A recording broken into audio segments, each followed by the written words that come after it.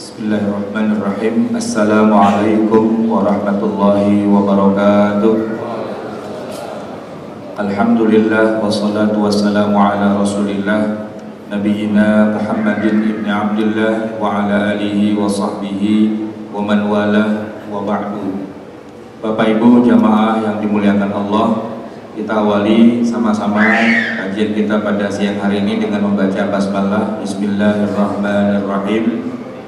Dalam beberapa menit ke depan, insya Allah saya akan menyampaikan beberapa poin penting tentang fikih zakat, dan insya Allah nanti akan kita akhiri dengan tanya jawab atau diskusi seputar fikih zakat itu sendiri. Yang bagian pertama ini kita akan membahas tentang bagaimana pengertian kata zakat itu sendiri. Jamaah yang dimuliakan Allah, secara bahasa zakat itu punya banyak makna. Makna yang pertama adalah ziyadah atau tambah. Juga punya makna secara bahasa yang lain adalah an-nama atau tumbuh. Dan juga bisa bermakna secara bahasa keberkahan. Di dalam Al-Qur'anul Karim, Allah Subhanahu wa taala juga banyak menggunakan kata zakat yang punya makna sendiri. Di antaranya kalau kita lihat di dalam surat Asy-Syams ayat 9, Allah berfirman, qad aflaha man zakkaha, beruntunglah orang yang mensucikannya. Zakka ya, berasal dari kata 3 huruf itu ya, zakawa, yang kemudian juga maknanya nanti menjadi zakat, tapi dalam konteks ayat ini zakka itu artinya mensucikan. Atau di dalam surat yang lain Allah menyebutkan kata zakat ini dengan arti perbaikan. Faradna ayyubdilahuma rabbuhuma khairan minhu zakatan. Kami menghendaki supaya Tuhan mereka mengganti bagi mereka dengan anak lain yang lebih baik sebagai perbaikan. Ini cerita tentang Nabi Khidir membunuh anak kecil yang diprotes oleh Nabi Musa. Rupanya di balik itu semua Allah memerintahkan Nabi Khidir untuk membunuh anak kecil itu karena akan menyusahkan kedua orang tuanya kalau anak itu sampai tumbuh besar. Maka dibunuh, kemudian Allah akan mengganti dengan anak yang baru sebagai perbaikan. Kisahnya panjang, tapi intinya yang mau kita ambil di sini adalah kata zakat. Itu artinya adalah perbaikan dalam konteks surat Al-Kahfi ayat 81. Dan juga di dalam ayat yang lain Allah menggunakan kata zakat yang artinya pujian. Fala tuzakku anfusakum. Ya, surat An-Najm ayat 32, janganlah kalian memuji diri kalian sendiri. Jadi itulah makna kata zakat di dalam Al-Quran dalam berbagai macam artinya.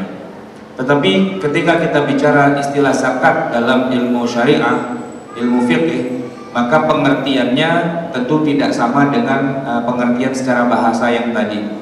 Di dalam hal ini para ulama membuat definisi bahwa zakat itu adalah ikhraju juz'in makhsusin min malin, mengeluarkan sebagian tertentu dari harta, balagha nisaban, di mana harta itu sudah memenuhi nisab, li mustahiqihi, kepada para mustahiknya, in amal milku wal haul, apabila kepemilikannya sudah sempurna dan sudah dimiliki selama 1 tahun, ghairu ardinin wa harthin, di luar dari barang tambang dan hasil sawah. Jadi kurang lebih itulah ta'rif dari zakat secara istilah dalam ilmu syariah.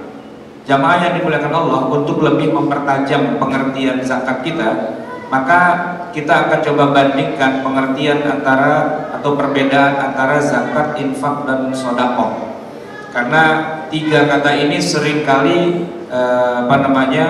berhimpitan, bertumpang tindih tanpa bisa dibedakan. Kita akan coba urai benang kusutnya.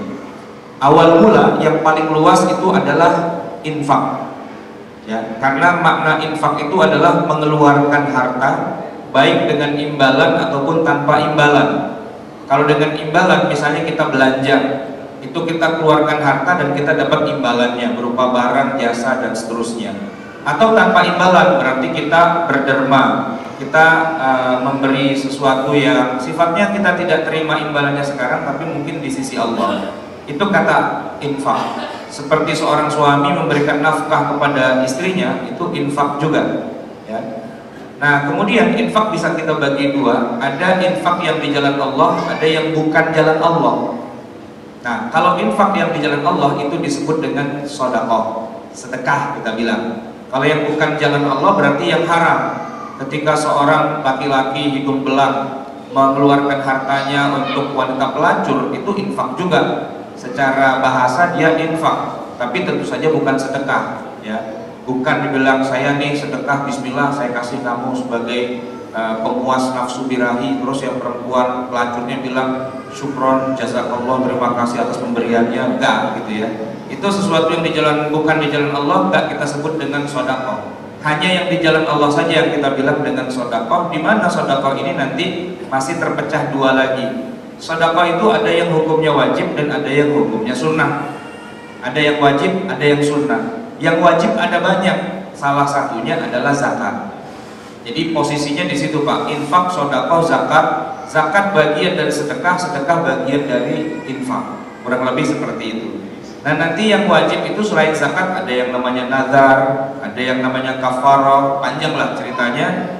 Kemudian yang sunnah juga kita bisa temukan nanti banyak, istilahnya kita memberikan sedekah kepada anak yatim. Itu bukan wajib, itu sedekah, itu hukumnya sunnah. Kemudian kita kasih sebagian harta kita buat masjid, masjid mau renovasi, mau beli karpet, mau tambah AC dan sebagainya. Atau kita mewakafkan tanah kita, rumah kita, bangunan kita, kendaraan dan sebagainya.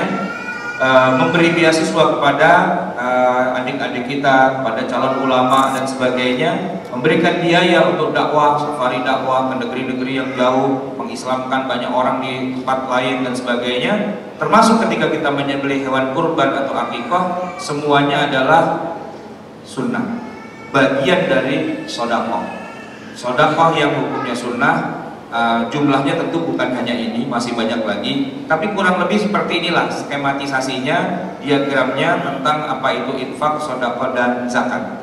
Kalau kita perhatikan bagian zakatnya Pak, itu yang paling pojok kanan atas, berarti zakat itu sangat spesifik. Dia termasuk di antara keluarga sedekah yang wajib, tapi dia tetap spesifik, berbeda dengan yang lain. Kenapa? Karena zakat itu adalah bagian dari rukun Islam. Bagian dari rukun Islam. Artinya orang yang mengingkari kewajiban zakat itu bukan cuma sekedar dosa besar, tapi para ulama sepakat mengingkari salah satu rukun Islam, mengingkari kewajiban sholat, kewajiban puasa, kewajiban zakat. Itu bukan sekedar dosa besar lagi, tapi sudah masuk kepada wilayah akidah. Dia dikatakan al-khuruju 'anil millah, sudah keluar dari agama Islam. Oleh karena itulah di zaman Khalifah Abu Bakar As-Siddiq radhiyallahu an, orang yang tidak mau bayar zakat sambil mengingkari kewajibannya, itu oleh Abu Bakar dikatakan Anda sudah keluar dari agama Islam, sudah bisa diperangi, halal darahnya dan seterusnya. Walaupun Umar bin Khattab radhiyallahu an pada saat itu mengatakan, Abu Bakar, mereka sudah mengakui tiada Tuhan selain Allah dan Muhammad adalah Rasulullah, bukankah itu batas keislaman? Tapi kata Abu Bakar, tidak. Wallahi law mana'uni inaqan kanu yu'atunaha fi ahdi Rasulillah laqataltuhum jami'an. Kalaulah mereka tidak mau bayar seekor anak unta yang dulu pernah mereka bayarkan di masa Rasulullah, gara-gara mereka mengingkari kewajiban zakat itu, karena waktu itu kaum yang tidak mau bayar zakat itu bukan sekedar tidak mau, tapi mereka bilang tidak ada zakat lagi setelah Rasulullah meninggal. Dulu kita bayar zakat karena kita bayarnya kepada Nabi Muhammad. Sekarang Nabi Muhammad sudah nggak ada, adanya Abu Bakar, tidak ada zakat-zakatan. Nah, mereka bukan sekedar tidak mau, tapi mengingkari adanya kewajiban zakat sepeninggal Rasulullah. Maka kata Abu Bakar, laqataltuhum, pasti akan aku perangi. Ya, mereka tidak mengakui adanya syariat zakat, sama dengan tidak mengakui adanya sholat, berarti darahnya menjadi halal, hartanya menjadi halal, bisa dirampas oleh negara, dijadikan sebagai barang rampasan, dan kemudian halal pula darahnya untuk diperangi. Nah, tentu saja ketika orang tidak bayar nazar, tidak bayar kafarah, negara tidak bisa memeranginya, karena itu kewajiban yang sifatnya individual, tidak ada kaitannya dengan negara. Jamaah yang dimuliakan Allah, sekarang kita bicara poin yang ketiga, yaitu apa saja hikmah dari zakat dan sedekah ini. Tentu saja banyak, diantaranya yang pertama adalah menjaga harta. Kita punya harta banyak Pak, yang paling kita pikirkan pertama kali begitu kita menerima harta yang banyak, gimana cara mengamankannya. Orang banyak yang menyimpan di bank atau membangun lemari besi atau memelihara satpam 12 biji dan sebagainya. Tetapi kata Rasulullah, hasinu amwalakum bizzakah. Bentengi harta kalian dengan keluarkan zakatnya. Makin dikeluarkan zakatnya, harta itu makin aman. Yang kedua, hikmahnya adalah menyembuhkan penyakit. Dalam hadis yang sama terusannya Nabi bersabda, wadawu mardhakum bis-shadaqah. Sembuhkan orang-orang sakit di antara kalian dengan bersedekah. Banyak orang yang ketika dokter sudah angkat tangan, larinya ke dukun, paranormal, atau katakanlah lembaga-lembaga alternatif begitu ya. Nah sebenarnya dalam syariat Islam ada juga salah satu bentuknya dengan cara selain kita berusaha lewat kedokteran dan sebagainya, yaitu lewat Allah Subhanahu wa Ta'ala, bertawassul dengan kita memberi makan orang-orang miskin, bersedekah. Semoga orang yang sakit di antara kita bisa disembuhkan oleh Allah. Kemudian di antara yang juga menjadi hikmah adalah ternyata sedekah ini memperbanyak harta. Kalau kita ingin harta kita ini tidak berkurang, tapi terus bertambah dan bertambah, Allah Subhanahu wa Ta'ala sudah menyebutkan dalam surat Al-Baqarah ayat 261, "Matsalul ladzina yunfiquna amwalahum fi sabilillahi kamatsali habbatin." Orang yang berinfak di jalan Allah itu seperti dia punya sebutir biji habbah. Ambatat sab'a sanabil, dari satu biji itu ditanam akan tumbuh 7 bulir, 7 tangkai. Fi kulli sumbulatin mi'atu habbah, dalam setiap tangkainya itu akan muncul lagi 100 habbah, 100 biji lagi. Jadi tumbuh jadi 7, di masing-masingnya ada 100, berarti 700. Wallahu yudha'ifu liman yasha, Allah melipat gandakan harta orang yang dia kehendaki. Wallahu wasi'un alim, Allah maha luas dan maha mengetahui. Ini banyak orang mengatakan ayat ini bicara tentang pahala, padahal sebenarnya bukan pahala. Ini bicara real, harta yang kita punya. Kalau banyak kita infakkan di jalan Allah, harta yang tersisa yang masih milik kita itulah yang akan berkembang terus gara-gara kita keluarkan harta itu. Hikmah yang keempat, mensucikan jiwa. Di dalam surat At-Taubah ayat 103, Allah Subhanahu wa Ta'ala berfirman, khudh min amwalihim shadaqatan. Ambillah dari harta mereka, yaitu orang kaya, sedekah maksudnya zakat, tutahhiruhum. Dengan zakat itu kamu membersihkan dosa mereka. Yang dibersihkan dosanya, bukan uangnya. Wa tuzakkihim biha, dan mensucikan diri mereka dari dosa-dosa. Jadi kalau saya boleh kasih ibarat, zakat itu ibarat sabun, Pak. Jadi orang kalau mandi cuma air saja bersih, tapi kurang lengkap karena minyaknya atau dakinya atau katakanlah lemak-lemaknya itu belum rontok. Kalau cuma dengan air saja, maka orang mandi yang baik itu dengan menggunakan sabun dan air juga. Nah, kalau kita istighfar, minta ampun, bertaubat dan sebagainya, itu ibarat kita mandi pakai air. Tapi banyak juga dosa yang masih belum rontok cuma dengan disemprot air. Oleh karena itu kemudian salah satu yang bisa merontokkan dosa-dosa kita itu adalah harta yang kita keluarkan sebagai zakat. Maka kata Nabi, khudh min amwalihim, ya Rasulullah diperintah oleh Allah, ambillah dari harta orang-orang kaya itu sedekah.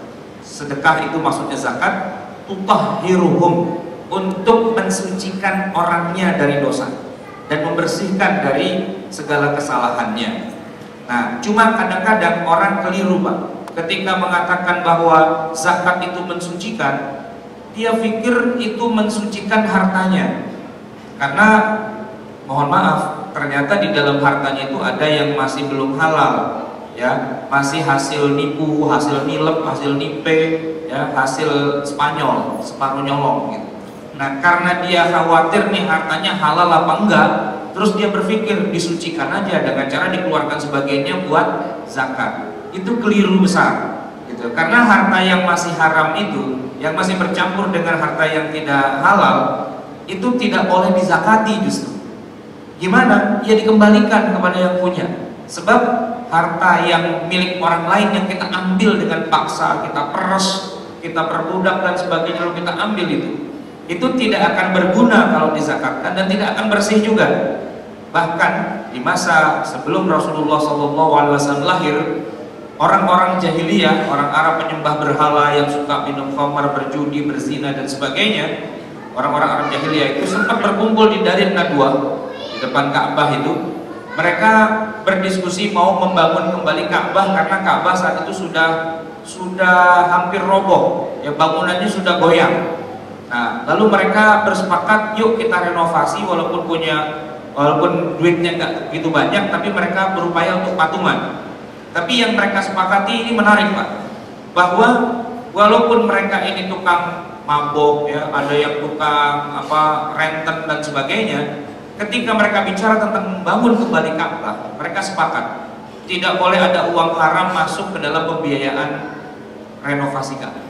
Kenapa? Karena Ka'bah ini adalah tempat yang suci, tidak boleh dibangun, direnovasi kecuali dari harta yang suci. Maka harta yang habis dari meres orang atau merampok, atau kan sebagian orang Arab itu di masa itu ada yang jadi pencolek, maling, garong di padang pasir dan sebagainya, itu mereka bisa bedakan yang ini halal, yang ini haram. Yang halal aja, yang haram nggak usah, yang haram kita aja yang makan gitu. Jangan buat Ka'bah. Artinya apa? Orang kafir jahiliyah tengik itu aja tahu mana harta halal, mana harta haram, dan mereka hanya mau memberikan buat Ka'bah itu yang halal saja, yang haram enggak gitu. Nah, kalau hari ini orang Islam ngaku Islam tapi dia bersedekah, berzakat dari uang yang haram, berarti level derajat itu lebih rendah daripada orang-orang kafir jahiliyah di masa lalu. Orang kafir jahiliyah yang musyrik itu saja mereka tahu bahwa Ka'bah itu suci, tidak boleh dibangun dengan harta yang haram. Hari ini malah nyumbang masjid, malah nyumbang anak yatim, nyumbang ini, nyumbang itu dan sebagainya dari harta yang abu-abu, dari harta yang tidak jelas. Maka tentu tidak dibenarkan, karena hanya harta yang halal saja yang boleh kemudian dizakatkan. Jamaah yang dimuliakan Allah, di antara hikmah yang lain dari zakat, sedekah dan seterusnya itu adalah mencegah kita dari bencana. Sebagaimana hadis Nabi berikut, "Ma mana'a qaumun az-zakata illa btalahumullahu bis-sinin." Tidaklah suatu kaum enggan mengeluarkan zakat kecuali Allah memberikan bencana dengan kelaparan dan kekeringan. Jadi kalau kita lihat kadang-kadang musim panas itu kok nggak habis-habis, sawah pada kering, tanaman puso dan sebagainya, boleh jadi salah satunya adalah terjadi fenomena orang kaya yang punya harta itu berhenti dari membayar zakat, orang-orang dermawan sudah nggak memberikan hartanya lagi dan sebagainya, maka Allah itu pun berhenti dari memberikan kemakmuran kepada yang ada di muka bumi. Jadi kalau mau Allah turunkan lagi hujan dan seterusnya, maka jangan lupa keluarkanlah harta kita kepada orang-orang miskin. Oleh karena itulah maka dalam sholat istisqa kita disunnahkan sebelum sholat kita bersedekah, ngasih makan orang miskin, kasih makan orang fakir dan sebagainya, sebagai salah satu syarat untuk bisa nanti kita melaksanakan sholat istisqa atau minta hujan. Jamaah yang dimuliakan Allah, yang terakhir, hikmah dari zakat atau sedekah ini adalah ungkapan rasa syukur kita kepada Allah. Dengan begitu banyaknya kenikmatan, ya, wa in ta'uddu ni'matallahi la tuhsuha.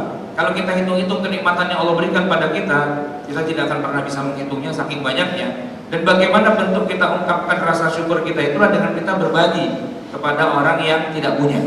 Bukan kita bikin pesta syukuran. Kalau pesta syukuran, wayangan dan sebagainya, itu yang kita undang hanya orang kaya saja. Makanan tersedia buat orang kaya yang dia tidak butuh makan. Sementara yang miskin yang butuh makan malah nggak dapat apa-apa. Jadi syukuran kita harusnya adalah mengajak fakir miskin, anak yatim, orang-orang tidak mampu dan sebagainya. Kita kasih mereka yang banyak, itulah bentuk syukur yang sesungguhnya. Walaupun bukan berarti tidak boleh pesta, tetapi syukur yang masyru' itu adalah ketika kita bersedekah, berzakat dan seterusnya. Jamaah yang dimuliakan Allah, ini bagian yang keempat, kita bicara yang agak lebih teknis, yaitu kriteria harta yang wajib dizakatkan. Kita tahu bahwa zakat ini hanya bagian kecil dari sedekah yang begitu banyak, dan sedekah itu hanya bagian kecil dari infak. Dan zakat itu kalau orang mengingkarinya atau tidak melaksanakannya, selain dosa besar, dia bisa jadi keluar dari agama Islam. Oleh karena itu, tidak semua harta yang kita punya itu wajib dizakatkan. Allah memberikan keringanan yang luar biasa. Hanya jenis zakat tertentu saja, hanya jenis harta tertentu saja yang diwajibkan untuk dikeluarkan zakat. Selebihnya tidak. Sebagaimana Allah memberikan keringanan kita dalam masalah sholat, aslinya kita disuruh sholat sehari 50 waktu, sehari semalam. Itu kalau sehari semalam 24 jam dibagi 50 waktu, paling tidak setiap setengah jam kita harus sholat.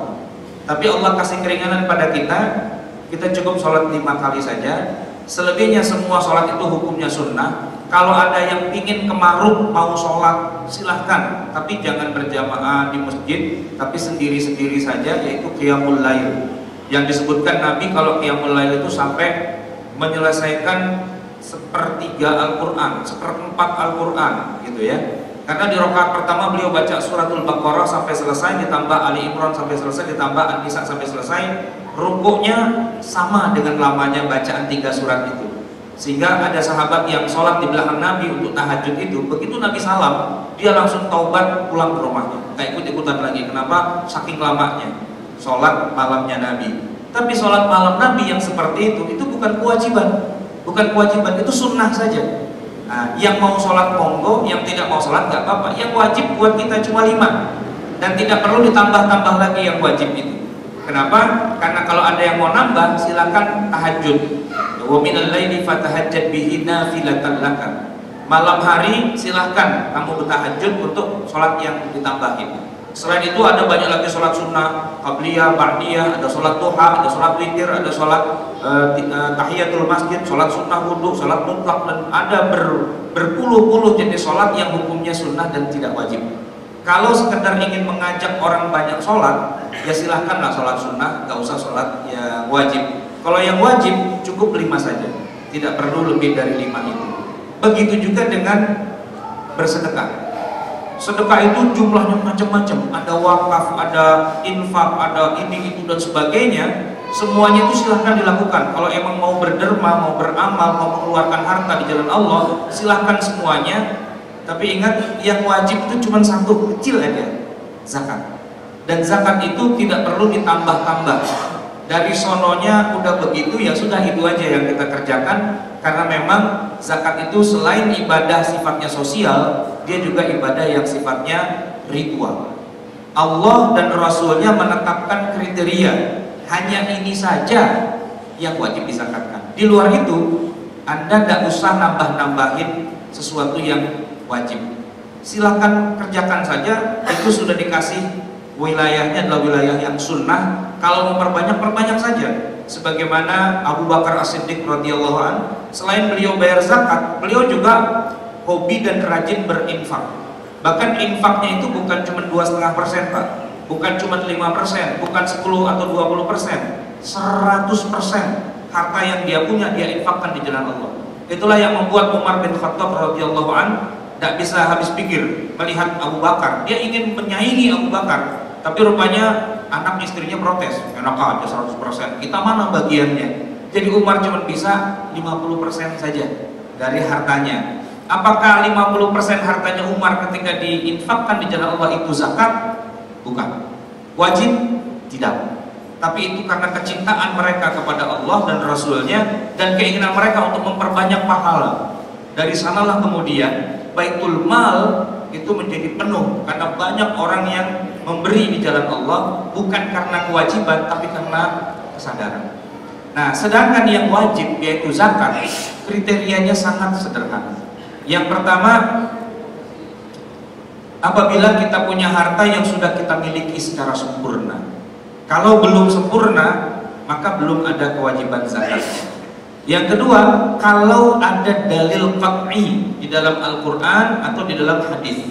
Sebab kalau tidak ada dalilnya lalu kita ngarang-ngarang sendiri, nah kita jadi mewajibkan sesuatu yang aslinya tidak wajib. Sebagaimana kita sepakat sholat witir itu tidak wajib, ya kan? Tapi kalau kita pingin agar orang pada sholat witir, ya gampang caranya. Siapa yang datang sholat witir kita bagi duit sejuta gitu ya. Bikin pengumuman di Masjid MRBJ, besok silakan sholat witir di masjid. Yang ikut sholat witir pulang dikasih duit sejuta-juta. Insya Allah penuh Pak di belakang. Tapi kalau ingin memperbanyak orang sholat witir, kita bilang bahwa sholat witir itu wajib, yang tidak sholat witir masuk neraka. Orang pada ketawa. Dari kapan witir jadi wajib? Mana hadisnya? Mana dalilnya? Tidak ada satupun ulama yang mengatakan witir itu hukumnya wajib. Kecuali sebagian kecil di antara para ulama. Jumhur ulama tidak pernah mengatakan witir itu wajib. Nah, kalau kita ingin agar orang banyak memberikan harta di jalan Allah, bukan dengan cara mewajib-wajibkan yang sesuatu tadinya tidak wajib lalu kita bilang wajib biar banyak. Tidak. Tapi mari kita ajak orang untuk termotivasi memberikan hartanya, ya, untuk memperbanyak pahala dia sendiri. Tapi bukan dengan ditakut-takuti atau diancam-ancam.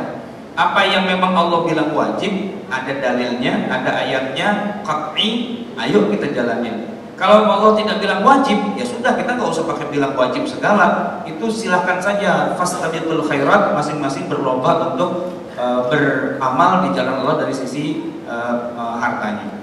Kemudian kriteria yang keempat adalah nisab. Hanya orang kaya saja yang wajib bayar zakat. Orang yang tidak mampu, yang miskin, yang hartanya belum mencapai nisab, maka dia tidak wajib mengeluarkan zakat. Tapi kalau dia mau berpahala, dia mengeluarkan sebagian hartanya, silahkan saja. Itu adalah sedekah yang sunnah, bukan yang wajib. Nah, kalau yang wajib itu kalau sudah mencapai nisab. Dan yang syarat yang keempat adalah adanya haul. Haul itu bukan peringatan kematiannya kiai siapa, itu bukan, ya. Haul itu maksudnya adalah seorang baru dikatakan kaya itu kalau dia sudah memiliki harta yang mencapai nisab minimal selama setahun.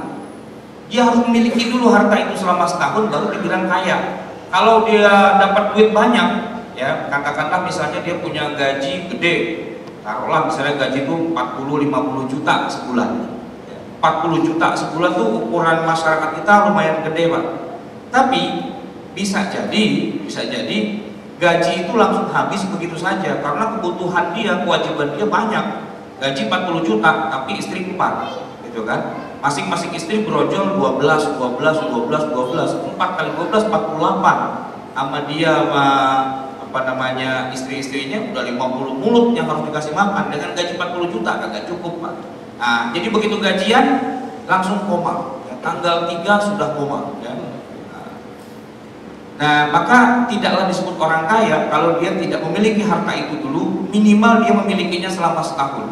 Kalau sampai setahun dia punya cadangan harta yang memenuhi nisab, barulah dia wajib untuk mengeluarkan zakat. Di luar itu tidak ada kewajiban zakat kecuali 2 zakat yang memang tidak perlu adanya haul. Pertama adalah zakat pertanian, asalkan nisabnya terpenuhi langsung potong, wa atu haqqahu yauma hasadihi. Itu memang begitu bunyi dalilnya. Yang kedua adalah zakat yang disebut dengan zakat rikas. Orang lagi lewat di tengah padang pasir, tiba-tiba kakinya kesandung, kubrak jatuh, dilihat apa, ternyata bongkahan emas 2 ton, gitu ya. Nah, emas ini tidak ada yang punya, ya, karena ditemukan di tempat yang tidak berpenghuni. Kemudian juga peninggalan bangsa-bangsa kafir di masa lalu, dan dia memilikinya, maka begitu dia temukan emas itu, dia kena wajib mengeluarkan zakatnya 20% atau 1/5 dari harta itu. Tapi syaratnya harus sesuatu yang berharga, yang bukan milik umat Islam, dan ditemukan di tempat yang memang tidak ada penghuninya, dalam arti tidak bertuan. Nah, hanya 2 itu saja yang tidak pakai haul. Selebihnya semua zakat itu membutuhkan haul, dalam arti dimiliki dulu selama 1 tahun. Jadi jamaah yang dimuliakan Allah, kalau boleh kita rinci lebih dalam, ya, dikatakan dimiliki dengan sempurna itu kalau dimiliki secara individu, ya. Tidaklah orang dikatakan kaya kalau hartanya harta rame-rame. Jadi kalau misalnya harta wakaf gitu, ya, itu tidak perlu ada zakatnya, karena itu bukan milik individu tapi milik Allah. Begitu juga aset negara, nah itu bukan milik individu, itu milik negara, milik bangsa, itu tidak ada zakatnya. Dan juga bukan harta bersama, ya, maksudnya begini, harta bersama. Katakanlah emas itu batas nisabnya 85 gram. Kalau satu orang punya 85 gram, memang itu dia wajib zakat. Tapi kalau 85 gram ini milik bersama, jumlah pemiliknya ada 85 orang, berarti per orang punya cuma 1 gram, ya orang itu nggak dibilang kaya, gitu. Kenapa? Karena kekayaan individunya dia cuma 1 gram.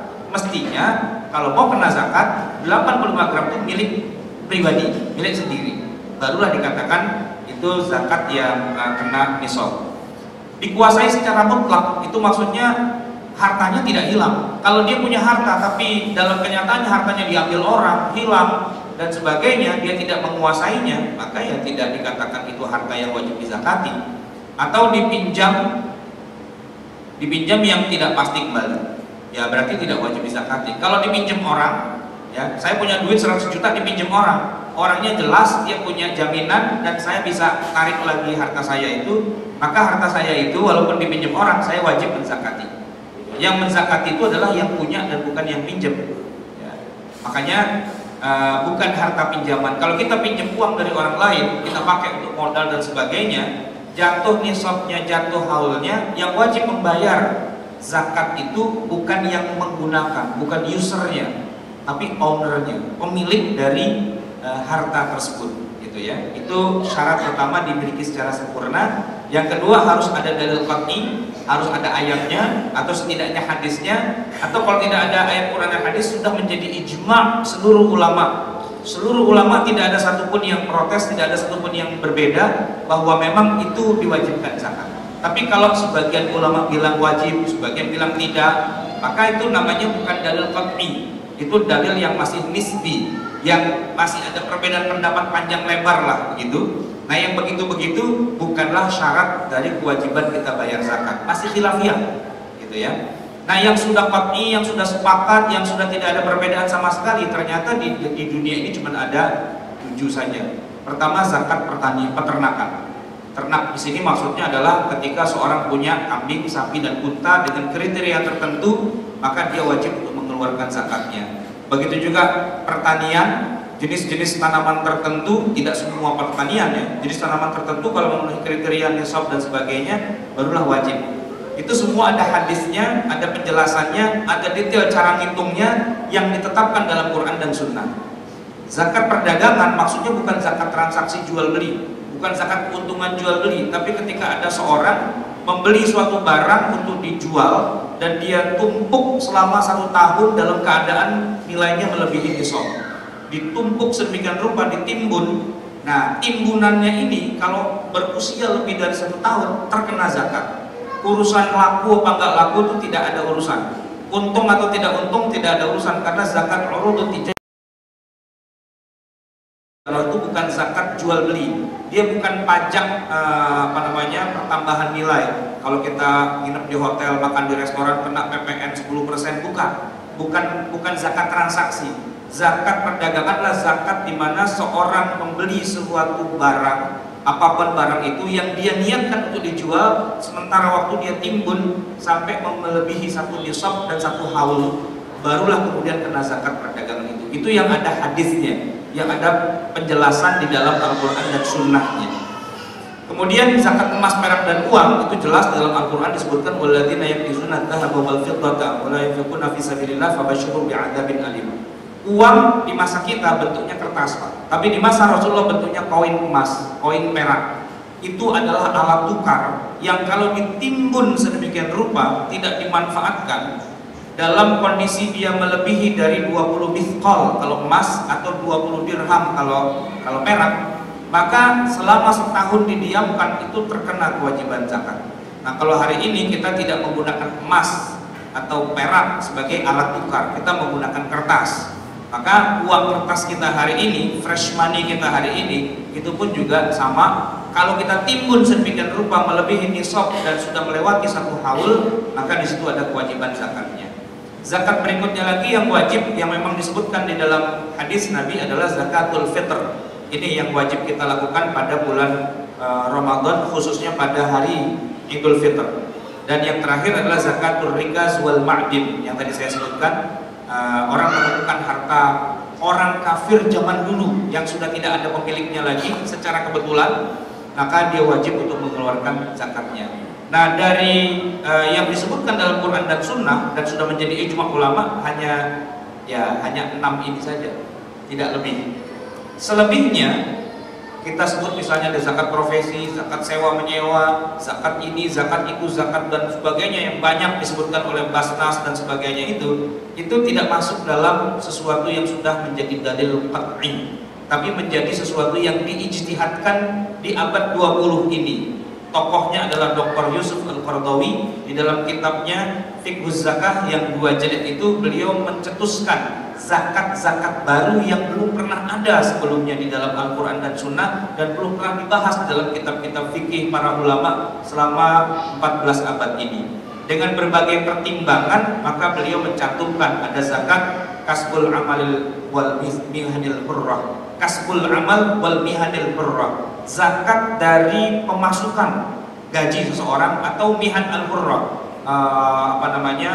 kerja-kerja yang sifatnya bebas, artinya gaji dan upah begitu. Itu beliau cari-cari dalilnya, comot sana, comot sini, ambil sana, ambil sini, diutak-utak sedemikian rupa, jadilah yang namanya zakat profesi. Di Indonesia zakat profesi sudah diterima dengan amat riang gembira oleh lembaga-lembaga ambil zakat se-Indonesia. Dr. Didin Hafidzuddin misalnya, beliau menulis sebuah disertasi doktor di UIN yang judulnya Zakat di Era Modern. Beliau menambahkan banyak sekali, termasuk diantaranya zakat perabotan mewah. Bapak-bapak kalau punya televisi masih tabung itu nggak kena zakat Pak, tapi begitu TV-nya template itu dianggap barang mewah, itu kena zakat, gitu loh. Kalau dulu bapak punya handphone yang bunyinya cuma ting-tong doang, sekarang sudah handphonenya jadi pinter, smartphone, ya, iPhone 6 dan sebagainya, itu kena zakat. Gitu. Nah, ketika punya mobil dulu masih manual begitu ya, masih nggak enak kalau jalan. Sekarang mobil udah matic, udah bagus dan sebagainya, itu kena zakat. Pokoknya segala yang perabotan mewah itu kena zakat. Gitu loh. Dulu rumahnya cuma cat tembok biasa, kemudian sekarang dikasih wallpaper, dikasih apa dan sebagainya, itu kena zakat. Gitu. Pokoknya semua yang mewah-mewah dizakatin. Gitu ya. Nah, itu adalah sesuatu yang diijtihadkan oleh beliau di zaman modern ini. Sebagian mengakui ada itu zakat seperti itu, tapi sebagian lagi mengatakan kita tidak menemukan dalilnya dalam Al-Quran dan Sunnah, maka kita tidak bisa memaksakan sesuatu yang tidak Allah perintahkan sebagai sesuatu bagian dari zakat itu sendiri. Jamaah sekalian yang dimuliakan Allah, yang nomor 3, yang namanya zakat itu tidak wajib kecuali sudah memenuhi nisab, dan nisab itu adalah jumlah minimal harta yang ditetapkan di dalam nas, yaitu Al-Quran dan Sunnah, di mana beda jenis hartanya, beda nilainya. Sebagai contoh misalnya di sini ada hadis riwayat Imam Muslim dari Imam Ahmad, laisa fi maduna khamsati awsaqin minat tamri wala habbin sadaqah. Hasil tanaman kurma atau habbah gandum yang kurang dari 5 wasak itu tidak ada kewajiban sedekahnya, tidak ada zakatnya. Atau misalnya hadis yang lain, fi kulli khamsin syatun, setiap 5 ekor unta zakatnya adalah seekor kambing betina. Itu hadis Nabi juga. Fi 30 minal baqar tabi' atau tabi'ah wa fi kulli 40 musinnah. Pada tiap 30 sapi zakatnya adalah tabi' atau tabi'ah, dan tiap 40 ekor sapi zakatnya adalah musinnah. Itu hadis Nabi juga. Jadi sudah disebutkan detail-detailnya, mana nisabnya dan bagaimana cara mengeluarkannya. Kalau emang ada dalil qat'iynya kita tinggal ikut. Nah, masalahnya zakat-zakat yang modern ini tidak punya dalil qat'i sendiri. Dalil qat'inya comot sana, ambil sini, tambahin sana, kurangin sini, jadi zakat modern. Kemudian contoh yang lain lagi adalah bila jumlah gembalaan milik seorang kurang 1 ekor saja dari 40 ekor kambing, maka tidak ada kewajiban zakat baginya kecuali bila pemiliknya mau mengeluarkannya. Jadi zakat kambing itu minimal 40 ekor. Kurang dari 40, cuma 39, itu nggak wajib. Laisa fi aqalli min 20 mithqalan min adh-dhahab wala fi aqalli min 100 dirham shadaqah. Emas yang kurang dari 20 mithqal dan perak yang kurang dari 200 dirham itu tidak ada kewajiban zakatnya. Ini adalah nisab. Oleh karena itu kita bisa bikin seperti ini. Nisab harta pertanian, ya, harta ternak, timbunan alat tukar, timbunan dagangan, itu seperti ini Pak. Nisabnya ada yang namanya wasak, ada yang 40 ekor, 30 ekor, 5 ekor, ada istilah miskol dan sebagainya. Itu kalau kita konversikan di bagian kanan, kurang lebih konversinya di zaman sekarang seperti itu. Nah, itu terkait dengan nisab. Yang terakhir, tidaklah wajib zakat itu dikeluarkan kecuali sudah dimiliki selama 1 haul.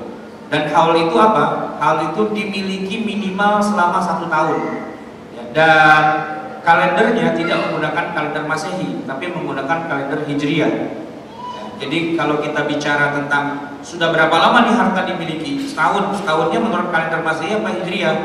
Harus pakai Hijriah, karena ukurnya memang demikian.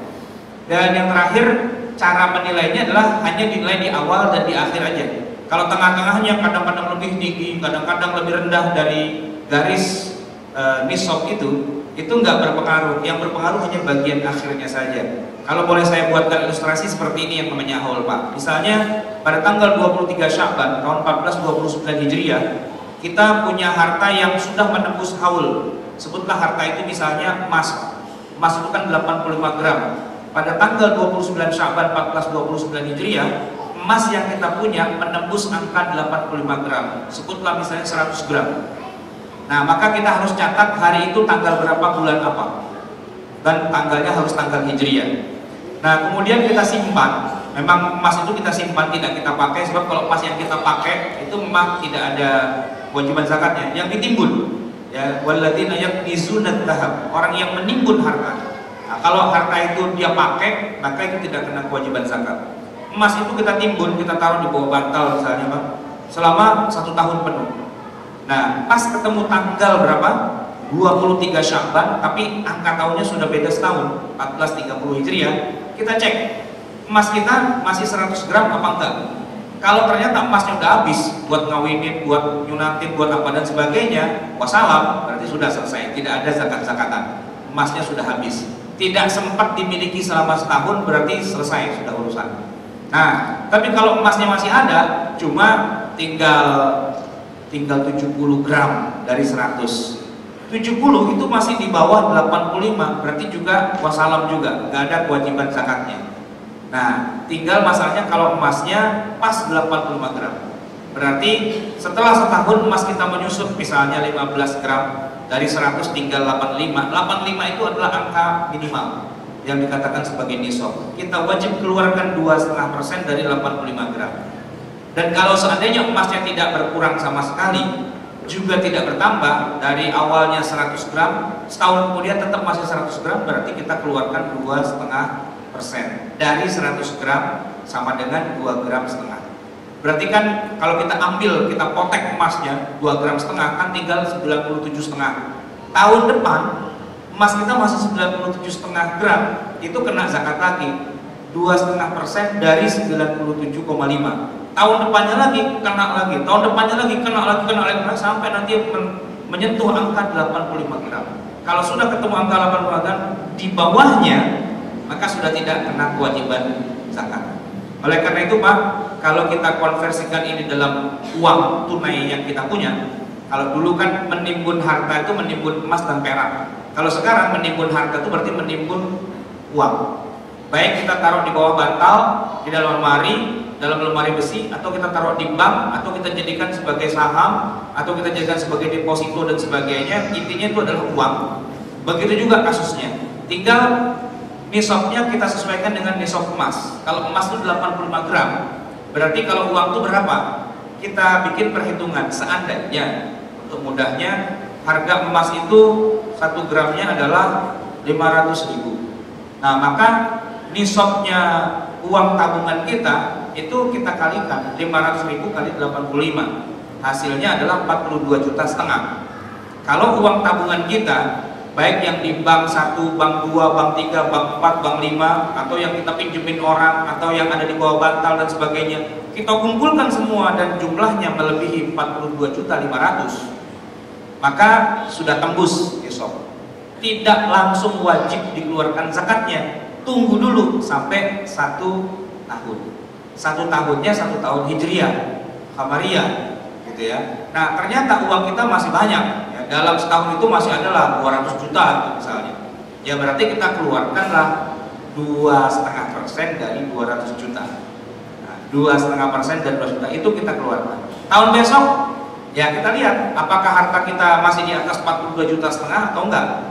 Tapi yang dimaksud dengan harta di sini maksudnya adalah uang fresh, bukan uang yang kita ubah jadi tanah, itu enggak.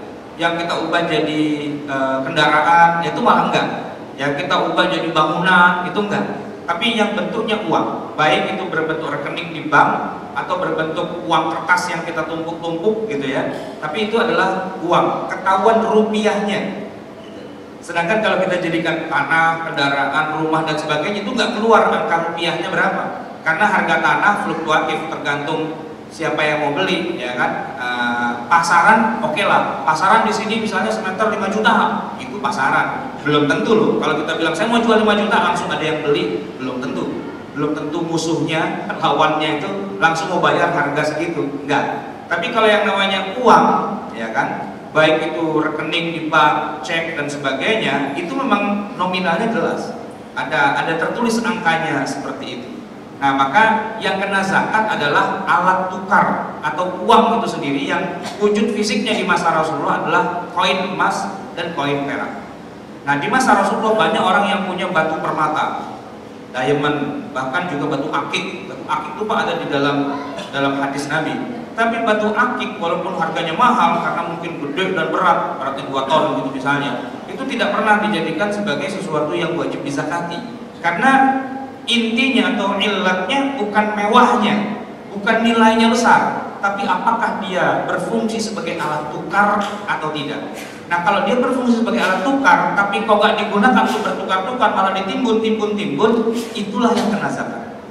Oleh karena itu, zakat harta, yang dimaksud dengan harta sebenarnya adalah uang itu sendiri. Adapun punya villa, kondominium, real estate, punya apartemen dan sebagainya, itu memang harta, tapi itu bukan uang. Nah, sehingga para ulama tidak memasukkan semua itu dalam konteks kewajiban zakat. Nah, masuknya nanti dalam sedekah. Silahkan aja keluarkan sedekahnya. Punya apartemen 12 masa nggak pernah sedekah? Sedekahin. Gitu. Tapi bukan dimasukkan dalam konteks zakat. Zakat itu yang wajib saja, sedangkan yang sunnah itu masih banyak. Kalau kita punya katakanlah tanah yang lebar, yang berhektar-hektar, biar dapat pahala banyak, sedekahin aja, diwakafin dan sebagainya, silahkan. Tapi tidak ada kewajiban zakat atas tanah itu. Jamaah yang dimuliakan Allah, dalam zakat pertanian itu, ya para ulama menyebutkan detail sekali, ya tanaman itu anggur, kurma, kismis, gandum, jelai, beras, jagung, di mana nisabnya adalah 520 kg, waktunya diberikan pada saat panen, dan zakatnya ada yang 5% atau 10% kalau diairi dan tidak diairi. Itu zakat tanaman. Kalau zakat hewan ternaknya sangat terbatas, yaitu hanya pada unta, sapi, dengan saudara sepupunya kerbau dan kambing, yang mana masing-masing nisabnya sudah ditetapkan di dalam hadis-hadis Nabi yang lengkap. Ya, unta itu sudah disebutkan dari mulai 5 sampai 9, 10 sampai 14 dan sebagainya, tabelnya sudah ada. Berapa punya unta dan apa kewajibannya, itu semua berdasarkan hadis Nabi. Begitu juga nisab sapi atau kerbau yang mulainya dari 30 sampai 39, 40 sampai 59 dan seterusnya, ini tabelnya juga sudah lengkap. Kambing juga gitu. Kalau 1 sampai 39 belum ada kewajiban zakat atas kambing yang kita punya, lebih dari itu baru ada kemudian kewajiban zakatnya. Dan saya kira kita nggak akan membahas terlalu dalam karena di antara kita jarang yang jadi juragan kambing apa sapi atau unta. Saya akan bahas tentang zakat emas dan perak. Jadi dari sisi syarat, emas itu syaratnya untuk bisa dizakatkan adalah tidak dipakai sebagai perhiasan. Kalau dipakai sebagai perhiasan maka dia gugur kewajiban zakatnya. Oleh karena itu orang yang punya emas di masa Nabi itu yang kena zakat itu yang koin. Kalau yang berupa kalung dan anting, giwang dan sebagainya, ya itu tidak kena zakat memang, karena memang itu fungsinya adalah perhiasan.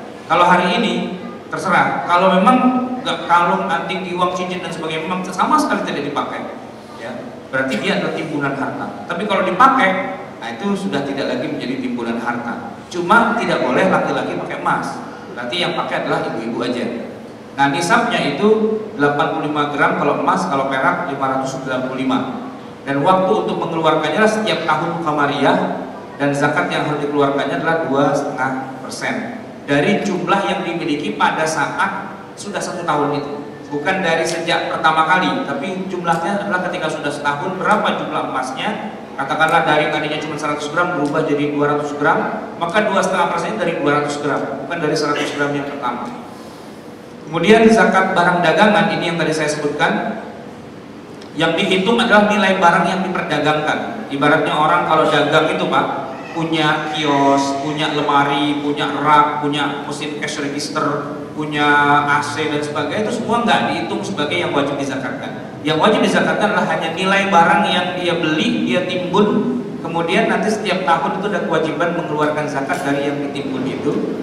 Dan nisabnya setara dengan 85 gram, atau kalau tadi kita konversikan dengan rupiah, emas seharga 500.000 rupiah per gram berarti 42.500.000. barang yang kita timbun di dagangan kita, di kios kita, nilainya 42.500.000, kalau sudah setahun ditimbunnya baru dia kena kewajiban zakat. Jadi zakatnya bukan zakat jual beli, dan tidak dikenal dalam fikih Islam zakatul bai'i, itu tidak ada, atau zakatul tijarah pun juga tidak ada. Yang ada zakat urudit tijarah, zakat barang yang ditimbun, yang nawaitunya mau diperjualbelikan. Kalau sudah melebihi nisab dan sudah dimiliki selama setahun, dia kena zakat, laku atau tidak laku, untung atau tidak untung. Kemudian waktunya adalah setiap tahun Qamariah dan zakatnya sama 2,5% juga. Kemudian yang berikutnya adalah zakat rikas. Ya, rikas itu tadi saya sebutkan definisinya adalah penemuan barang berharga peninggalan orang kafir masa lalu, dan nisabnya sama 85 gram emas. Artinya kalau harta itu yang kita temukan cuman secuil cincin yang beratnya ternyata cuma 2 gram gitu ya, nah itu nggak ada kewajiban zakatnya. Waktunya adalah waktu ditemukan dan zakatnya adalah 20%, gede 1/5. Jamaah sekalian yang dimuliakan Allah, terakhir kita bahas adalah zakatul fitr. Zakatul fitr secara pengertian itu secara bahasa artinya ada dua nih Pak. Sebenarnya yang baku itu adalah yang nomor 1, yaitu fitrun, fa to ro, artinya makanan. Ini adalah pengertian atau istilah yang baku untuk zakatul fitr. Tapi kadang-kadang kita sering dengar orang menyebut zakat fitrah gitu ya. Nah, zakat fitrah itu, fitrah artinya suci. Itu penyebutan yang tidak baku, walaupun nggak salah juga. Tapi yang lebih tepat itu adalah zakatul fitr, artinya adalah zakat makanan. Karena memang wujud fisiknya adalah makanan, gitu, wujud fisiknya. Nah, sedangkan dalam pengertian istilahnya, zakatul fitr adalah sedekah wajib Ramadan dan Idul Fitr. Ya, dia diwajibkan setelah usai Ramadan sampai masuknya waktu sholat ketika kita sholat Idul Fitr. Ya, dan dimana masyru'iyahnya Rasulullah memfardukan zakat fitr bulan Ramadan kepada manusia sebesar 1 sok kurma atau syair. Kurma atau syair yaitu kepada setiap orang merdeka, budak laki-laki dan perempuan dari orang-orang muslim. Ini diberikannya pada hari raya Idul Fitr atau boleh sebelumnya. Kemudian dari sisi kriterianya yang diberikan itu adalah makanan, di mana makanan itu harus makanan pokok. Jadi makanan pokoknya Nabi itu tadi syair atau tamar, kurma. Itu makanan pokok Pak buat Nabi. Makanya Nabi ketika bayar zakatul fitr, beliau nggak pakai beras. Kenapa? Karena Nabi nggak makan nasi, ya, apalagi nasi uduk, nasi goreng itu enggak. Nabi itu makannya dua. Pertama gandum, atau yang kedua karena beliau orang Madinah itu makanan pokoknya adalah kurma. Pak, kurma buat orang Madinah itu makanan pokok, maksudnya sarapan pagi 1 piring kurma, makan siang 1 piring kurma, makan malam 1 piring kurma. Dan begitulah yang dilakukan sepanjang hidupnya, makanan pokoknya kurma. Kalau kita, kurma kita makan tapi tidak jadi makanan pokok, itu cuma buat makanan iseng-iseng, geli-geliin perut doang. Ya. Artinya, begitu kita makan kurma, ya 2-3 biji, ya kan? Itu kita nggak merasa kenyang juga, cuma sekedar ngambil berkahnya aja dari sunnah Nabi begitu. Sedangkan kalau Nabi makan kurma, itu judulnya makan bener. Makanya Nabi begitu buka puasa makan kurma, selesai makan kurma sholat. Habis sholat nggak ada tambah nasi uduk dan sebagainya, itu nggak ada. Ya udah, kurma itu aja emang makanan beliau sebagai makanan pokok. Kita bisa juga sih kalau dipaksain Pak, bisa makan kurma 1 piring, itu bisa Pak, ya kan? Tapi dan kenyang juga. Tapi kalau ditanya udah makan apa belum? Belum. Karena perut kita masih perut Melayu Pak. Jadi kalau belum kena nasi, belum makan namanya. Nah, buat kita makanan pokok kita adalah nasi. Oleh karena itu yang kita keluarkan adalah ya bahan mentahnya, ya, yang masih mentah Pak, bukan nasi bungkus. Jadi yang namanya zakat fitrah itu bukan nasi kotak, bukan nasi bungkus, bukan rantang catering, bukan. Ya, itu nanti ada ceritanya lagi kalau kita ngasih makan kepada fakir miskin yang sudah matang. Misalnya kita bicara akikah, itu undangan makan akikah itu kambingnya kita masak dulu dan kita sajikan dalam bentuk sudah siap santap. Sedangkan kalau kurban kita kasih fakir miskin, bentuknya masih mentah tapi daging. Nah, sedangkan kalau kita bicara zakatul fitr, bicara fidyah, itu kita kasih makan orang miskin, maksudnya adalah kita kasih makanan pokok yang masih mentah. Dan masih mentah ini syaratnya yang ketiga adalah yang bisa lama untuk disimpan. Kalau kita ke sana kita kasih nasi bungkus Pak, hari ini kita kasih, dia nggak makan, besok 2-3 hari basi nasi itu. Nah itu tidak masuk dalam hitungan yang namanya zakatul fitr. Zakatul fitr itu syaratnya ada 3. Dia makanan pokok, mentah, dan bisa lama disimpan. Beras itu bisa disimpan setahun, 2 tahun, 3 tahun, bisa. Ya kan, walaupun kalau makin lama makin rusak juga. Nah, kurma juga begitu Pak. Kurma yang kita makan hari ini itu dipetiknya mungkin udah 4-5 tahun yang lalu Pak. Ya, bukan kurma yang baru dipetik kemarin sore. Kalau yang baru dipetik kemarin sore itu namanya bukan kurma, namanya rutob. Dia bentuknya masih kayak jambu air, kalau dimakan gerges-gerges masih ada airnya. Tapi yang kita makan kurma itu adalah yang udah ditimbun selama beberapa waktu. Kemudian jamaah sekalian, dari sisi ukuran berapa yang kita keluarkan dari makanan ini disebutkan dalam hadis adalah 1 so'an min tamrin atau so'an min burrin, tadi disebutkan tadi dalam hadisnya. Dan inilah namanya so' di masa Rasulullah, ditemukan alat ukur untuk menjumlahkan berapa jumlah kurma atau gandum di Museum Topkapi di Istanbul. Ini adalah literannya Nabi. Literan ini kalau kita menyebutnya liter di masa Nabi adalah so' itu sendiri. Tapi di dalam hadis yang lain disebutkan bahwa 1 so' itu sama dengan volume 4 mud. Bapak tahu bahwa yang namanya mud itu 2 genggaman tangan. Ya, 2 genggaman tangan yang kita tautkan lalu diisi dengan makanan pokok, beras misalnya, itu namanya 1 mud. Nah, 1 so' itu sama dengan 4 mud. Jadi 4 kali genggaman tangan seperti ini itu adalah zakat fitr. Atau kalau mau kita konversikan ke zaman kita sekarang, di dalam kitab Al-Fiqhul Islami wa Adillatuhu, Dr. Wahba Az-Zuhali mengatakan bahwa jumlahnya adalah 2,75 liter. Tetapi kalau pakai hitungan kita di Indonesia, biasanya orang-orang menyebutkan 3,5, ya 3,5 liter. Nah, terserah mau pakai yang mana saja, ya tentu yang 3,5 liter pasti yang lebih baik karena lebih banyak kan. Jadi kalau kita 3,5 liter sudah aman lah gitu. Kalau kita 2,75, yaitu dirajihkan oleh Dr. Wahba Az-Zuhali dalam kitab Al-Fiqhul Islami wa Adillatuhu. Baik jamaah sekalian yang dimuliakan Allah, itulah yang bisa saya sampaikan. Sekarang mungkin kita sampaikan tanya jawab atau diskusinya. Barangkali ada yang ingin bertanya, silakan. Ya, terima kasih banyak. Assalamualaikum warahmatullahi wabarakatuh. Ada beberapa hal yang ingin saya tanyakan. Yang pertama tentang zakat tentang peternakan tadi. Tadi dijelaskan ada 3, sapi, unta, ataupun kambing. Nah, bagaimana kalau misalnya ada peternakan yang lain seperti ayam broiler ataupun burung dan lain sebagainya sejenis unggas? Itu yang pertama, apakah kena zakat juga? Yang kedua tentang zakat pertanian. Nah, kalau misalnya beras itu panennya kan sekaligus. Nah, ada juga sejenis tanaman palawija, itu biasanya panennya bukan sekaligus tapi per minggu seperti sawit ataupun per 2 minggu kan ada palawija seperti sejenis kelapa dan lain sebagainya. Dia kan bisa dipetik setiap saat. Apakah juga kena zakat? Nah, kemudian selanjutnya nih dalam penyaluran zakat saya jawab dulu Pak ya. Bapak nyerocos ngasih pertanyaan, saya nggak ingat tuh tadi yang pertama, ntar saya lupa lagi. Mendingan Bapak yang lupa aja daripada saya yang lupa. Yang pertama dulu tadi zakat apa Pak? Zakat lupa. Hasil peternakan. Oh, hasil peternakan. Oke. Gini Pak, saya jawab satu-satu aja biar nggak salah ya. Dalam hadis-hadis Nabi yang disebutkan tentang hewan ternak itu emang cuma ada 3 itu aja Pak.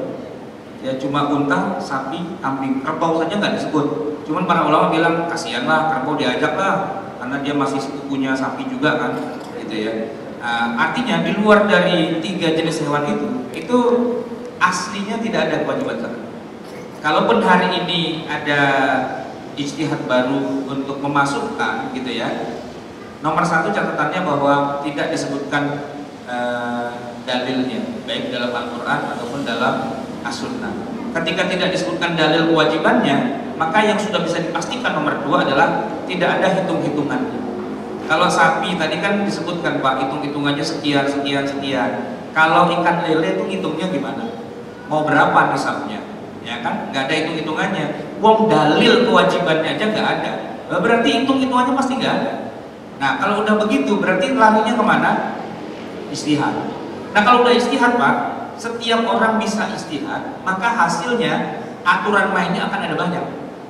Kita nanya kepada satu ustadz gimana hukumnya zakat ayam broiler? dia akan jawab bla bla bla bla bla gitu ya.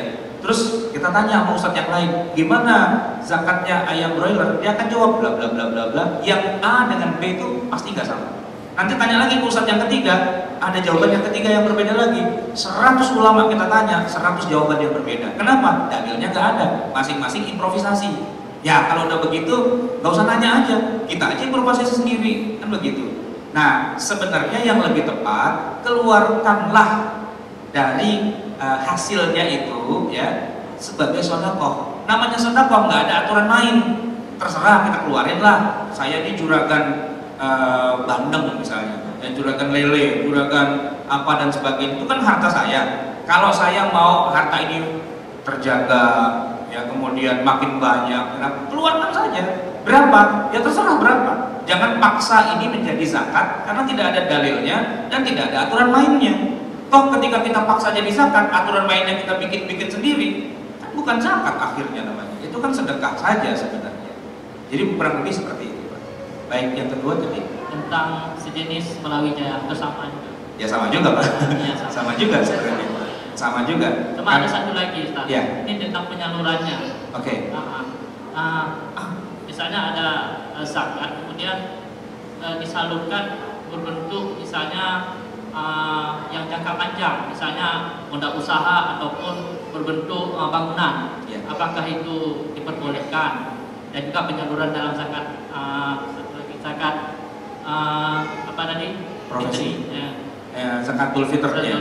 Itu aja. Terima kasih. Assalamualaikum warahmatullahi wabarakatuh. Waalaikumsalam. Pak, jadi begini, dari sekian banyak jenis ibadah yang sifatnya harta, gitu ya, zakat itu kan cuma bagian kecil. Nah, zakat itu punya fungsi yang spesifik, yang unik, yang boleh jadi memang dia tidak bisa mengcover semua permasalahan. Nah, nanti kalau yang bicara tadi tentang zakat jangka panjang, apa uangnya dikumpulkan dulu jangka panjang biar dia bisa jadi buat modal, buat apa dan sebagainya. Dalam Islam itu sudah ada. Itu yang disebut dengan wakaf, gitu loh.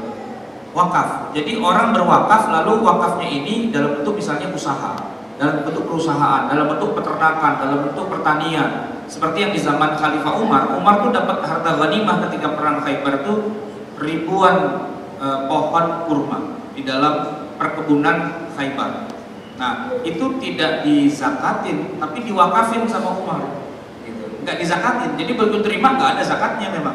Tapi oleh Umar itu harta diwakafkan. Setiap panen, wah itu luar biasa hasilnya, dan itu bisa menghidupkan banyak, mensejahterakan banyak orang dan sebagainya dari wakaf. Kita sekarang hari ini mubazir dengan begitu banyak jenis sedekah yang sudah disiapkan dalam syariat Islam dan hanya muter-muter di zakat doang. Yang mana aturan zakat itu udah sangat kaku, udah sangat baku, nggak bisa diutak-atik, masih mau kita paksa juga. Uang zakat diputer-puter buat usaha. Bukannya nggak boleh, boleh, tapi harusnya sumbernya bukan dari zakat. Karena sumber zakat itu kecil Pak, cuma 2,5%, gitu ya. Apalagi dari zakat fitrah, beras, gitu. Beras dikumpulin dari masyarakat kemudian didagangin, gitu. Itu nggak nendang, nggak ngefek sebenarnya. Nah kalau beras, gitu ya, zakat yang kecil itu sebenarnya itu langsung saja disalurkan kepada fuqara wal masakin sebagaimana 8 asnaf itu. Bahwa nanti kita ingin memakmurkan mereka, ingin mensejahterakan mereka, tidak kasih ikan tapi kasih kailnya, gitu ya. Itu masih banyak sumber-sumber yang lain yang lebih besar nilainya gitu, dan lebih bebas kita otak-atiknya. Wakaf itu Pak, boleh kok kita join 50-50 gitu. Ini masjid ini ya, misalnya masjid kita nih MRBJ punya dana 2 miliar gitu. Kalau dia sumbernya dari zakat, matilah kita, nggak bisa diapa-apain karena hanya buat 8 asnaf, udah berhenti gitu. Tapi kalau sumbernya adalah wakaf bebas Pak. Kita bikin aja apartemen misalnya, kita bikin aja rumah kontrakan, kita bikin warung makan dan sebagainya sebagai usaha, hasilnya itu buat pemasukan terus, itu boleh. Tapi kalau zakat, memang desain awalnya bukan itu. Biar bagaimanapun yang namanya bajai, ya, diganti bahan bakarnya dengan aftur, itu nggak akan bisa terbang Pak. Namanya bajai, didesain itu bukan buat terbang, dia didesain untuk masuk gang-gang kecil, gitu Pak. Jangan paksa bajai itu untuk bisa terbang. ya gila aja kitanya yang maksa-maksain seperti itu. Jangan paksa zakat untuk menyelesaikan problematika umat. Bukan itu poinnya. Problematika umat itu ada banyak lagi jenis-jenis paket-paket yang sudah disiapkan dan tersedia dalam syariat Islam. Salah satu yang boleh saya sebut tadi adalah wakaf. Al-Azhar di Mesir itu Pak, itu menggratiskan puluhan ribu mahasiswa kuliah di Al-Azhar. Dan kalau sudah lulus, itu dikasih tiket pulang gratis Pak. Itu bukan zakat Pak, itu wakaf gitu. Di Singapura itu ada lembaga besar, lembaga wakaf namanya Waris gitu ya, yang mana dia menginvestasikan harta-harta wakaf itu untuk membeli hotel dan apartemen di kota-kota besar di dunia. Ada di London, ada di Belanda, ada di mana-mana, termasuk di Singapura sendiri. Nah itu investasinya luar biasa dari harta wakaf, bukan dari zakat.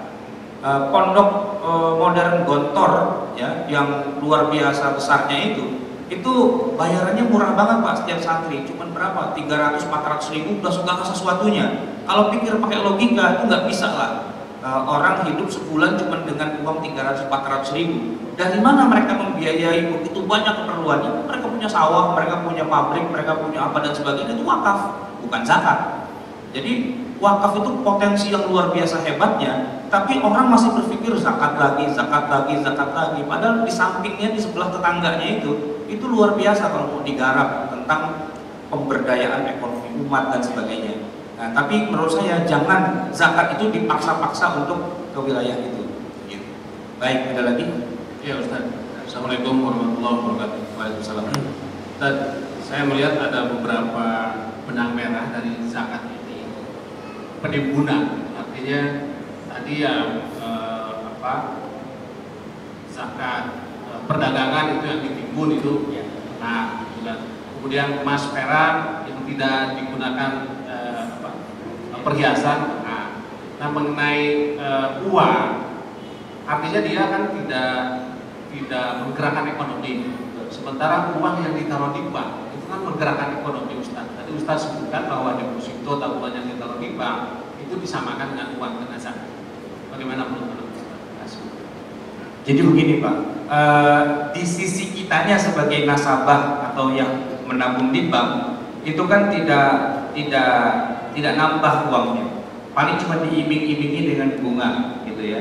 Dan bunga itu sebenarnya tidak nambah karena nanti kena macam-macam lah begitu. Apalagi kita orang Indonesia kan, uangnya rupiah, kena inflasi dan sebagainya. Bapak kalau dikasih uang 2 miliar disimpan doang di bank 20 tahun tuh jadi nggak ada nilainya. 20 tahun kemudian jadi tidak ada nilainya karena mengalami inflasi itu. Nah, dalam hal ini menyimpan uang di bank dengan di bawah bantal itu hampir sama saja kondisinya. Uangnya segitu-segitu juga nggak nambah, gitu, nggak menjadi nambah. Lain halnya kalau Bapak punya uang 2 miliar baru bikin perusahaan, ya kan, menginvestasikan yang besar begitu, sehingga memang dari yang cuma 2 miliar itu lama-lama bisa jadi perusahaan maskapai penerbangan apa segala macam gitu kan. Nah, itu uangnya memang bertambah dalam arti yang sesungguhnya, yang nendang, yang efek gitu. Tapi kalau cuma taruh di bank doang, walaupun ada bunga gitu ya, tapi bunga itu sebenarnya nggak terlalu efek. Itu uang mendem juga sebenarnya, nggak bergerak gitu. Tapi memang kalau buat dari sisi banknya itu karena ada pinjaman gitu ya, dia menyimpan uang itu memutar ekonomi. Tapi dari sisi kitanya itu nggak berputar, itu adalah uang diam sebenarnya.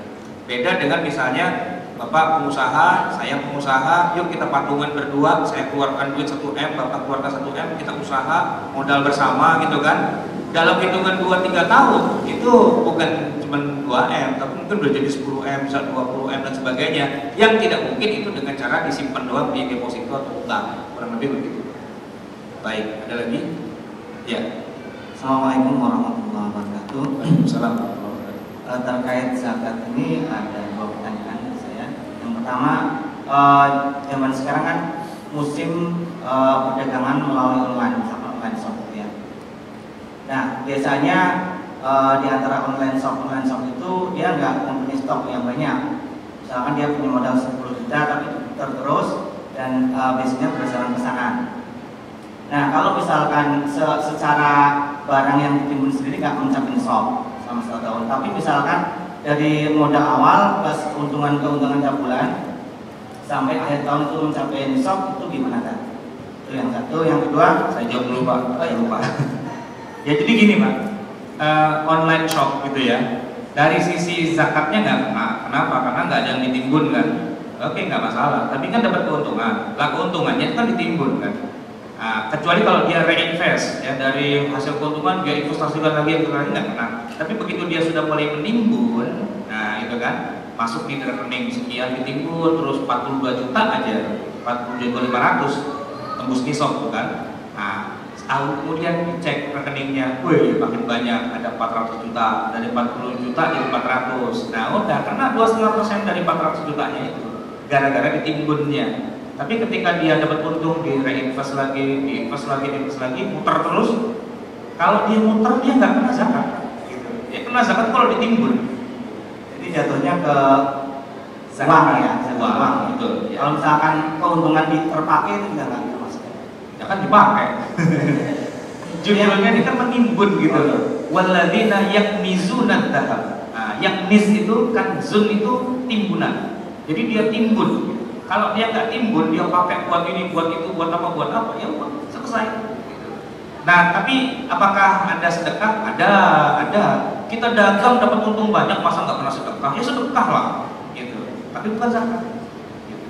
Terus yang kedua kan masalah misalkan kita dapat harta yang besar, misalkan hibah atau misalkan anggaplah kita pensiun dini dan dapat harta yang besar, termasuk dalam kategori rikas atau enggak?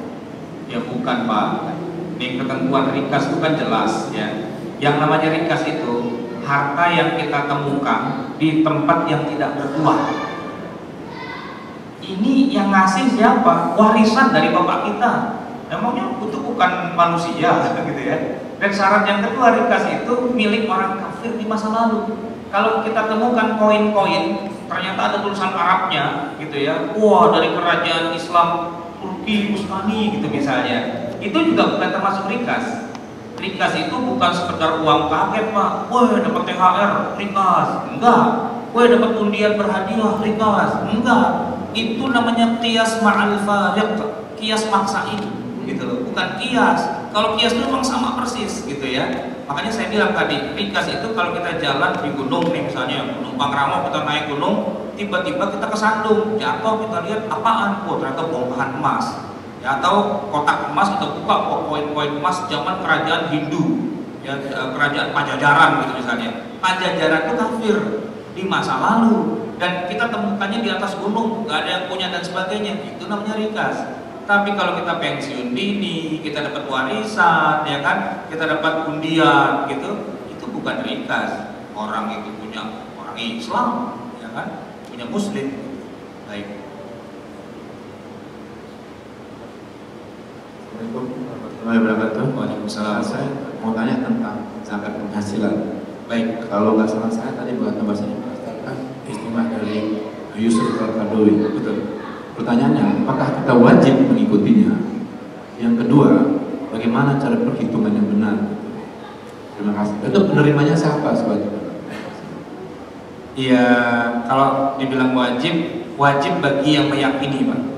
Karena itu memang beda keyakinan zakat profesi. Ya, saya boleh bilang dulu begini, Pak. Zakat profesi itu ikhtilaf antara yang bilang wajib dan yang bilang tidak wajib. Nah, Bapak mau ikut yang bagian kiri boleh, bagian kanan boleh. Kita tetap saling menghormati gitu ya. Saya harus jujur apa adanya. Mereka yang bilang wajib karena dasarnya begini, orang kaya masa nggak bayar zakat gitu ya. Bayar zakat dong, kaya kok gitu loh. Nah, tapi kalau yang bilang tidak wajib, kan tidak ada hadisnya gitu. Tidak semua jenis kekayaan wajib dibayarin dong gitu ya. Nah, kalau kita teruskan lagi, ya memang Dr. Yusuf Qaradawi bilang begitu, tapi Dr. Wahbah Zuhaili enggak. Ini dua-duanya ahli fikih, kitabnya juga kita baca dua-duanya. Yang satu bilang wajib, yang satu bilang tidak, gitu kan? Maka zakat profesi itu kalau menurut Qaradawi begini Pak. Menurut Qaradawi, anggaplah kita menjadi penganut paham wajibnya zakat profesi gitu ya. Gaji kita Pak, itu ada yang bilang gaji kotor langsung bayar, tapi ada juga yang bilang gajinya yang kotor nggak langsung bayar. Keluarkan dulu semua hajat paling dasarnya, kalau masih ada sisanya, barulah kita keluarkan 2,5% dari sisanya itu. Misalnya gaji kita 40 juta sebulan, tapi kebutuhan dasar kita 30, kan sisa 10 tuh ya. Nah 10 itulah baru dikeluarkan 2,5% dari 10. Ini mazhab yang Qardawi pakai. Tapi kalau teman-temannya Qardawi yang lain sama-sama mewajibkan zakat profesi, itu tidak. Misalnya Dr. Didin Hafiduddin, beliau mengatakan tidak ada kebutuhan pokok dikeluarkan dulu. Apapun yang take home pay yang kita bawa pulang, kotor tidak kotor, dalam arti belum dipakai untuk apapun, begitu kita terimanya langsung potong 2,5%. Dari situ saja udah ketahuan, udah mulai beda tuh dari awal, ya kan? Bicara nisab juga gitu juga. Ada yang menggunakan nisabnya gabah 520 kg gabah, ada yang juga pakai emas tadi 85 gram dan seterusnya. Kemudian waktunya ya tentu saja pada saat menerima gaji. Dalam hal ini berarti yang namanya haul itu dibuang. Dr. Yusuf Al-Qardawi dalam kitabnya itu mengatakan bahwa semua hadis tentang wajibnya haul itu doif, kata beliau. Gitu. Jadi tidak ada haul-haulan, pokoknya terima duit langsung bayar.